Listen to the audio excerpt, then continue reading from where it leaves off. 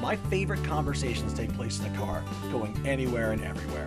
This show takes you around DC with some of the best people that I know. In any condition, you gotta bring a uke.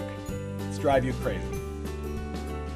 Hello everybody, welcome to Drive You Crazy. We're excited to have you. I am very, very happy today because we have such an amazing guest, and Zia. Our guest today hails from Minnesota. He is a performer, a creator, an entertainer. He has worked in TV, film, and radio. Well, ladies and gentlemen, Tom Lieberman. Tom, hello. Hi, everybody. Hello. I'm so happy to be in the car with you. Thank you for coming. You. Oh, that guy almost hit us. Oh. Thank you for coming and risking your life. As That's you can see, right. this is a real-life driving Where are you taking me? This is a real-life driving show. Where are we going? We wander around. You've released a new, is it a whole album or is it a single? It's actually an album. It's a whole album. Is it called Common Denominator? It is. The title song is Common Denominator. Okay.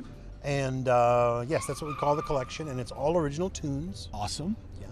Can we, what we'll do now is we're going to listen to it. Now, we might not actually hear it in the car, but we're going to transpose Should we it bob over. our heads? Yes, I was just going to ask you that. Thank you for reading my mind. Zia, can we all just bob our heads? That song, this is Common Denominator, the title track. Here we go. Gotta find that common denominator. Wait for it. It's going to get good here from Gotta find that common denominator. Find a common ground. Gotta find that. And that's Common Denominator. There you have it. Man, I've never sounded better. Now, I was on your site. That's Liebermania.com. Yo. And it's fantastic. Go on there, go explore. And I did explore. And I saw a picture of you with a big, beautiful beard. Is that you? That was me. Wonderful. That was me. I was a hairy beast.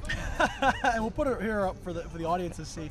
And just to be clear, yes, I love beards. And I had not shaved this in about 3 months. So it looks That's terrible. a good look. I like that beard. In full HD, I'm afraid I'm going to scare people. It's a nice beard. Well, my beard, I've tried growing another one, and it's like the invisible beard. What happened? Well, it's just like this. It's wispy and it's kind of blondish and kind of grayish. It's actually more gray than anything, but it's very multicolored. Well, I think gray is the new It's hot the new color. black. It's the new black. That's right. Let me tell you. We have 3 questions that we've set up for you. We being me in my computer somewhere through coffee. Okay. There are 3 questions in my glove compartment for you to reach into. If you can, please, Tom. Okay. Get to question 1. I'm going in. He's going in. Ooh, the top glove compartment. Oh, the top. You were right. That's actually the This glove. is a nice car. It's got 2 glove compartments. Thank you. Tom, question 1. You're a rock star. The answer to that is no. No. According to your website, I'm a rock star. I was playing, according to your website, you were playing at 16 and touring by 18. This is true. What is the craziest thing that's ever happened to you on tour? Feel free to change the names if necessary. It will be. And hopefully the story is juicy enough that you'll have to. Yes, it is, and it will be. We're all very excited. Let's see. What's the craziest thing that's ever happened to me on tour? I remember actually back in the old days of Prairie Home Companion, before it went national, we would go on these motorhome tours where Garrison Keillor would drive the Winnebago. And I remember I was shot in the shotgun chair, and Garrison was driving the Winnebago, and we'd go through these little unincorporated towns. I mean, tiny little towns, you know, in western Minnesota. And I remember he would just slow down, you know, because basically they're just speed traps. And he would it was like his head was on a little gyro, and you could just hear him taking it all in. You know, he was like a sponge, and all of the details would show up in his stories. Now, is he as handsome as I recall? Is he as handsome as you? No. Well, not me. By far. But I'm going to say his voice is quite attractive. I imagine that he's just chiseled and all muscular and six-packy. It's Garrison Keillor, right? Anyway, but I remember those were some crazy days because we would go do these odd little tours, and Garrison would drive the car, and he'd put a pot roast in the oven in the motorhome before the show, and after the show, we'd come out and eat pot roast and play poker. I think you're describing a fantasy that I have daily to play a show and then to eat a huge pot roast afterwards. It was actually very, very happy time. Wow. It's a very happy time. I have something to aspire to, ladies and gentlemen. Yes, pot roast. That's aspiring to large slab of fatty meat. Aspiring to playing wonderful shows and eating pot roast for the rest of my life.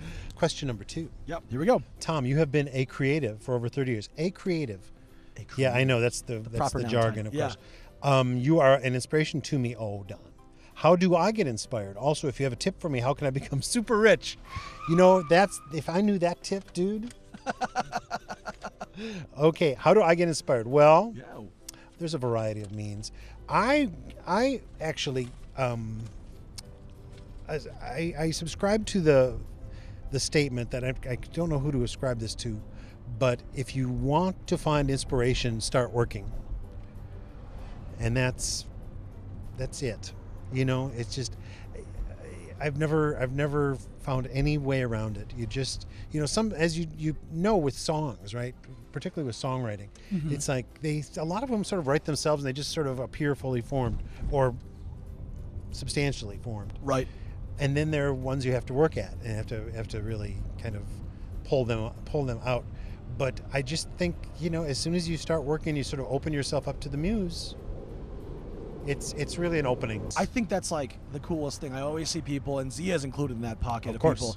You just do it, and so many people are worried about, you know, they get so scared of the final product they don't even try. And I think that's like the big thing. So seeing, you know, people like you and our audio engineer just do these incredible things, I'm inspired, which made me put a bunch of cameras into a car and put everyone's life in which inspires which us all. inspired us, and hopefully we stay alive the rest of this That's question. right. That would be inspirational. Let's hit question 3 in our envelope here. Luke the Uke is awesome. Where did this idea come from? Can you tell us more about Ukulele Alley and where we can go to check it out? I'd be delighted. Thank you. Thank you. Ukulele Alley is it's an idea that came to me about 10 years ago. I have a very close friend who is a child life specialist at the University of Minnesota Children's Hospital, and that is, he basically works with kids through their hospital stays. And what he does, like a lot of hospitals that serve children, he hosts a closed-circuit television show that goes into the rooms of the hospital. Oh, man. So my friend Tim, who does this show and works at the hospital, he happens to be an ukulele collector, as am I. And I was working for the company that does the big scary puppet shows for Sesame Street, the big touring shows. And I was in the company of some great puppet builders.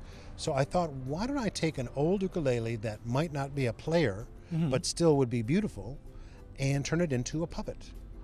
And that's what I did. So I asked him if he would be interested to have me come on his show with this character Luke, and he was into it. And so he gave me the uke that I've been using, and I took it to some puppet builders, and Luke was born. You know, I think that one of the reasons that I just am attracted to the ukulele as an instrument is that it's such a unassuming instrument. You know, it's like, it's so simple, and it sort of exhibits almost like a toy. But for those of us that try to play it and are confounded by it, Right. you know, you realize that it's as simple as you would want it to be, but it's also as infinitely complex as you could ever imagine it to be. Exactly how I feel about it. Like to the T how I feel about it. And anyone can play it. It's something you can do quickly. You can learn it quickly, but then again, it's got these layers of complexity, and those people who can really, really, really play them are, you know, it's just a beautiful instrument. And Well, even if it's just sort of a superficial knowledge of the instrument, it's still beautiful. So I think what we're going to do now is we're going to pull over, because I like to take in the music when I'm pulled over. But Okay. can I hand you an ukulele, Tom? And I'd can love you that. play us some songs? Let's do that. Let's do that. Okay. So I think that's going to be our next plan here. Man, you just live on the edge, though, Don. This is one off of my record. This is called Obrigado, Corcovado, and this is my love song to Rio de Janeiro. And I need to credit my wife, my lovely wife, Amy, who came up with the line when we were in Rio. The people there were so beautiful, and we were like so taken by all of them. She turns to me, she says, "They dance when they walk." So that's where that line comes from. Anyway, here goes. Hillsides with people clinging like vines to life. Ivy fill in the spaces where others won't grow. Don't go. Sparks in the air. You sing when you talk. Sand in your hair, you dance when you walk. From here to there, with the eyes of a hawk soaring down from your peak to the sea. And me, obrigado, corcovado. Thank you for your heat.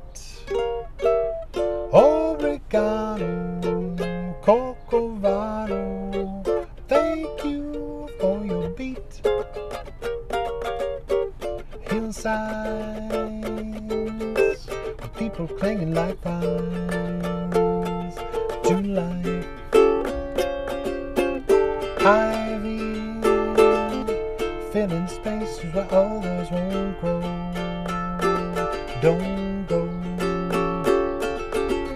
Sparks in the air, you sing when you talk. Sand in your hair, you dance when you walk. From here to there, with the eyes of a hawk soaring down from your peak to the sea. And me, obrigado, corcovado. Thank you for your song.